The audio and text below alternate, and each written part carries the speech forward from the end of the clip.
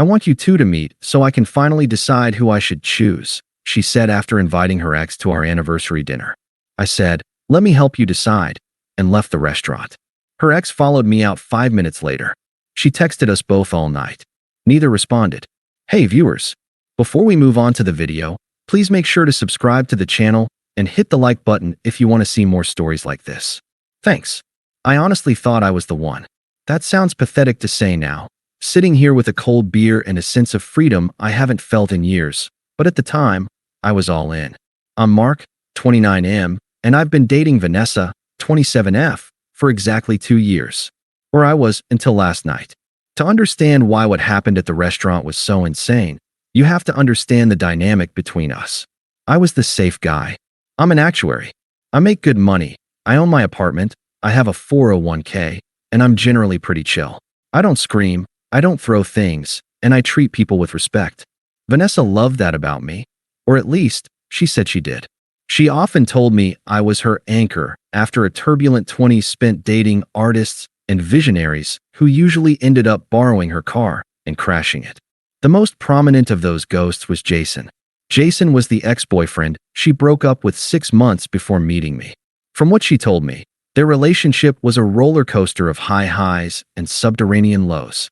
He was a musician, talented, allegedly, but chaotic. He cheated, he lied, he disappeared for days. But she always described their connection as electric. Whenever she talked about him, her eyes would get a little too wide, her voice a little too animated. You're good for me, Mark, she used to say, squeezing my hand. You're healthy. Jason was an addiction. I took that as a compliment. I shouldn't have. About a month ago, things started getting weird. Vanessa became glued to her phone. She started using phrases like finding my truth and optimizing my future. She told me she was feeling stifled by the routine of our life, the same routine that paid for her organic groceries and the weekend trips she loved posting on Instagram. I asked her if she wanted to talk. She said she was just processing. Then came our anniversary. 2 years. I decided to go big. I wanted to remind her that stable didn't mean boring. I booked a table at Lob City Inn, the kind of place where the menu has no prices, the lighting is so dim you need a flashlight to see your fork, and the reservation list is 3 months long. It was going to be $1,000 night, easily. I bought her a vintage necklace she'd been eyeing on Etsy. I was ready to recommit. I arrived 15 minutes early to ensure everything was perfect. I checked the wine list. I adjusted my tie. I sat there, watching the door, feeling that nervous excitement you get when you really love someone. At 7:30 p.m. sharp, the hostess opened the heavy oak doors. Vanessa walked in. She looked stunning in a black dress I'd bought her for her birthday. My heart actually skipped a beat. And then, walking in right behind her, was a guy in a leather jacket and distressed jeans that looked out of place among the suits and evening gowns. It was Jason. I froze. My first thought was, what a nightmare coincidence. I thought maybe they had bumped into each other at the valet stand. Maybe he was here with someone else. But they weren't separating. They were walking together, toward my table. The hostess looked confused, glancing at her reservation tablet, then at me. Vanessa whispered something to her, pointed at me, and kept walking. I stood up, my brain misfiring. Vanessa? What's going on? She didn't hug me. She didn't kiss me, happy anniversary. She just gestured to the empty chair opposite me. Sit down, Mark, she said. Her voice wasn't nervous. It was commanding, almost professional. She turned to Jason. You sit there. She pointed to the chair next to me. Jason looked just as confused as I felt. He looked at me, then at Vanessa, then around the restaurant. Ness, what is this? You said you wanted to talk about us. Who is this guy? This is Mark, she said, taking the seat across from us. She smoothed her napkin over her lap with terrifying calmness. My boyfriend of 2 years. Jason's jaw dropped. You're what? You told me you were single. You said you broke up with the boring accountant months ago. I didn't say we broke up, she corrected him, picking up the menu and glancing at it casually. I said I was done with the dynamic. And I am. I was still standing. The blood was pounding in my ears. The waiter approached, sensing the tension, and hovered awkwardly. Vanessa, I said, my voice low but hard. Why is your ex-boyfriend at our anniversary dinner? She closed the menu and looked at me. Her eyes were clear, devoid of any guilt. She looked like a CEO conducting a performance review. Because I'm at a crossroads, Mark, she said. And I'm tired of the what-ifs. I'm tired of wondering if I settled for safety with you. And I'm tired of wondering if the passion with Jason is worth the chaos. I'm 30 years old next year. I don't have time to make mistakes anymore. She clasped her hands on the table. So, she continued, I decided the only way to make a truly informed decision is to see you two side by side. I want you to meet. I want you to talk. I want to see who actually fights for me. The silence that followed was heavy enough to crush the table. Jason looked at me. I looked at Jason. You're joking, Jason said. You brought me here for a what? A bake-off. A comparison, she said. Mark, you offer stability, financial security, and loyalty. But you lack fire. You're predictable. Jason, you have the fire, the chemistry, the history. But you're a mess. I need to know if Mark can step up and show some passion, or if Jason can prove he's grown up enough to be a partner. She picked up her water glass and took a sip, looking between us expectantly. Well, she asked, aren't you going to introduce yourselves? I looked at this woman. I looked at the face I had kissed every morning for 700 days. I looked for a trace of a joke, a prank, a mental breakdown. There was none. She was dead serious. She truly believed she was the main character of the universe, and we were just supporting actors auditioning for the role of husband. She had humiliated me in public. She had lied to Jason. She had turned our relationship into a game show. But the weirdest thing happened. I didn't feel the crushing heartbreak I expected. I didn't feel the urge to beg her to send him away. I didn't feel jealousy. I felt the ick. It hit me like a physical wave. A total, immediate, and permanent loss of attraction. It was like a switch flipped in my brain. I looked at her, and I didn't see my girlfriend. I saw a narcissist with a severe detachment from reality. I looked at Jason. He was still processing, looking like he wanted to crawl under the table. He wasn't my enemy. He was just another victim of whatever this was. I took a deep breath. The waiter was still hovering, clutching his notepad, eyes wide. You want us to fight for you? I asked calmly. Vanessa smiled, a small, smug curl of her lips. She thought she had me. She thought I was about to get angry, to get possessive, to prove my passion. I want you to show me why I should choose you, she said. I nodded slowly. I reached into my pocket, pulled out my wallet, and took out a $20 bill. I placed it gently on the table next to the untouched bread basket. Okay, I said. I'm ready to give you my answer. Vanessa leaned forward, eyes glittering. She looked like a judge on The Voice waiting for the first note of a song. She thought this was it. The moment this safe guy finally exploded with jealousy and professed his undying need for her. I buttoned my jacket. I looked her dead in the eye. That's an easy choice, I said, my voice steady and loud enough for the tables around us to hear. I withdraw my application. Let me help you decide. Pick him. Her smile faltered. Excuse me. You heard me, I said. I'm not a contestant, Vanessa. I'm a partner. Or I was. But I don't audition for my own relationship. If you're confused after 2 years, then you already have your answer. I turned to Jason.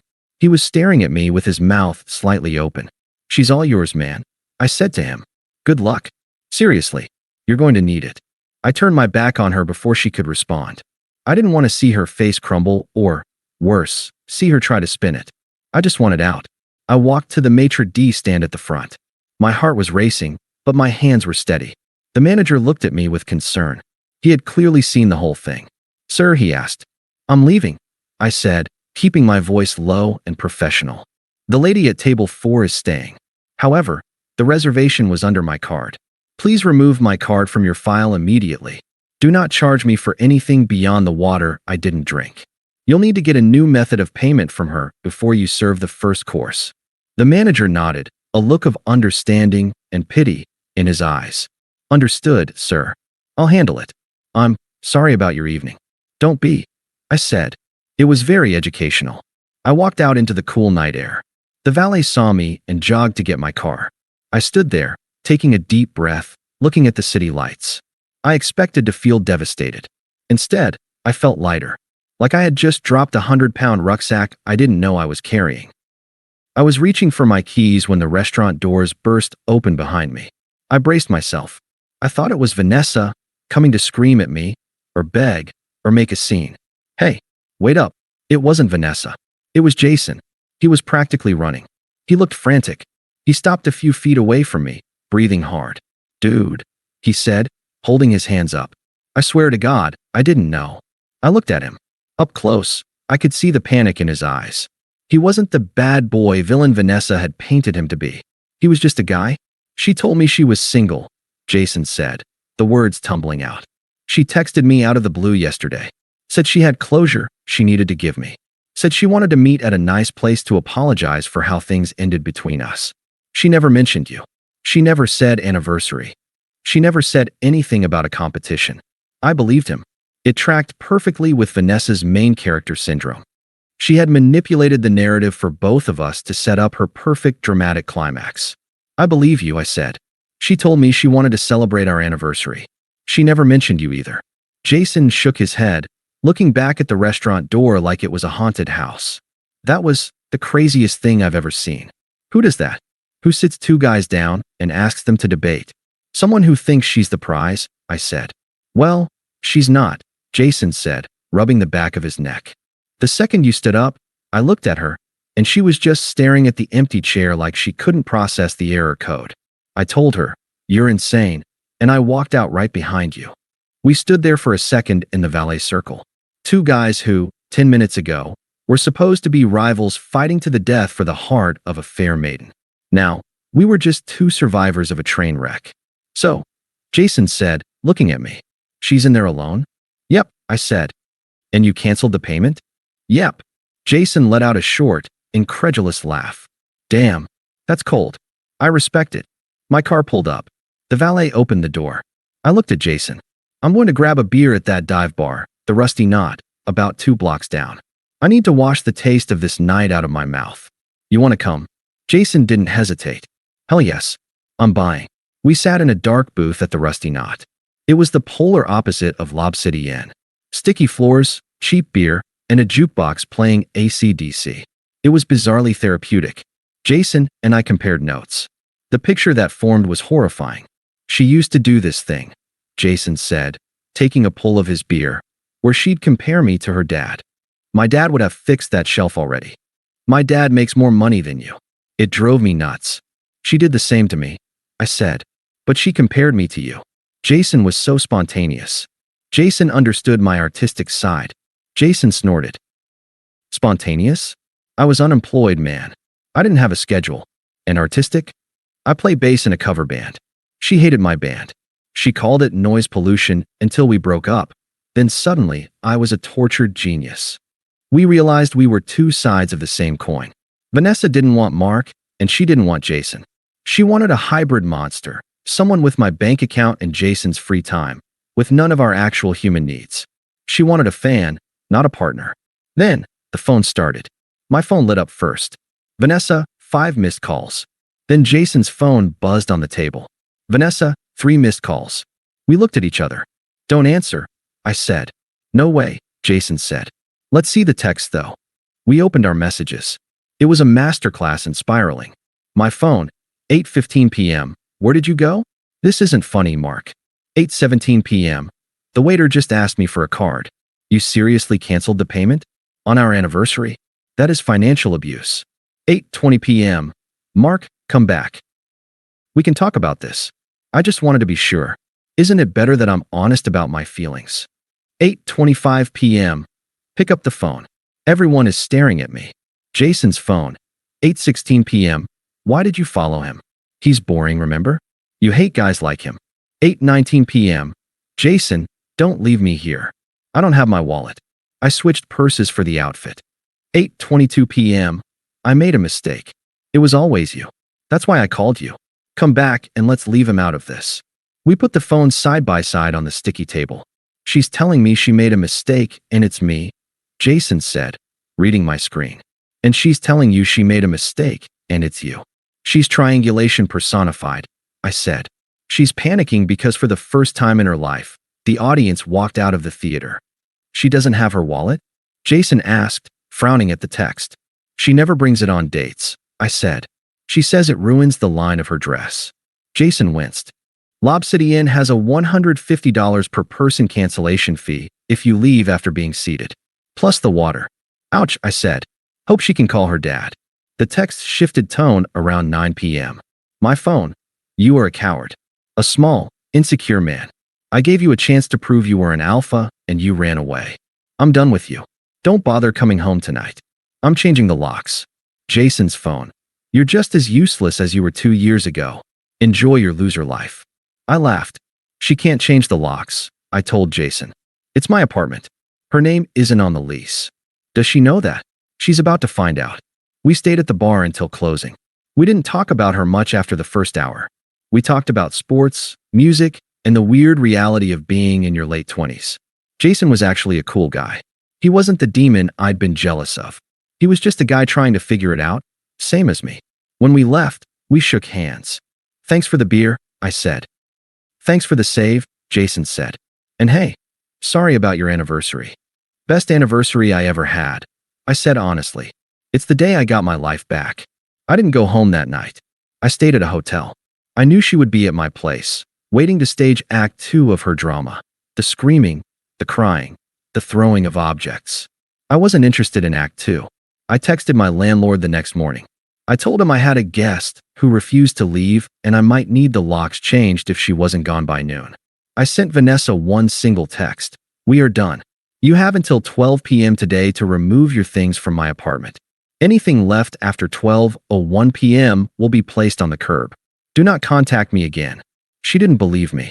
She texted back a paragraph about how I was overreacting to a test of love. I didn't respond. I went to work. At 12:30 p.m., I went home with my brother and 2 of his friends for backup. Vanessa was still there, sitting on the couch, waiting for a fight. When she saw the 3 of us and the boxes I brought, she realized the audience wasn't coming back. The reality set in. She cried. She screamed. She tried to hug me. She tried to slap me. I didn't engage. I just packed. My brother stood between us like a bouncer. It took 2 hours to clear her out. She left screaming that I would regret this, that I would never find anyone like her. That's the plan, I muttered as I closed the door. 6 months later, I'm dating someone new. Her name is Sarah. She's a nurse. She's funny, kind, and when we go to dinner, she brings her wallet. I heard from a mutual friend about what happened to Vanessa. After the dinner from hell, she tried to spin the story on social media. She posted a long, tearful video about how she was abandoned by 2 toxic men who couldn't handle a strong woman exploring her options. It might have worked, except Jason saw it. He didn't write a long post. He just commented underneath. You invited your ex to your anniversary dinner and asked us to debate who loved you more. We both left because that's psychotic. Also, you still owe me $20 for the Uber. The comment got more likes than her video. She deleted the post an hour later. Last week, I got a notification on my Ring doorbell. I was in the kitchen making dinner with Sarah. I checked my phone. It was Vanessa. She looked different, tired, less put together. She was standing on my porch, shifting her weight. She rang the bell. Who is it? Sarah asked. Nobody, I said. I tapped the microphone button on the app. You're trespassing, I said through the speaker. Vanessa jumped. She looked up at the camera, her eyes filling with tears. Mark? Please. I just want to talk. I miss you. I realized I was wrong. I don't want Jason. I don't want anyone else. I just want my anchor back. I looked at the screen. I felt nothing. No anger, no sadness, no spark. Just the indifference of watching a stranger. There's no anchor here, Vanessa, I said. Just a guy who's happy you're gone. Leave, or I'm calling the police. She stood there for a long moment, staring at the plastic lens of the camera, waiting for the door to open, waiting for the safe guy to cave. I closed the app and put my phone face down on the counter. Everything okay? Sarah asked, handing me a glass of wine. Yeah, I said, kissing her forehead. Just a wrong number. Thanks for watching. Make sure to subscribe to the channel and hit the like button. What do you think about this story? Share it in the comments.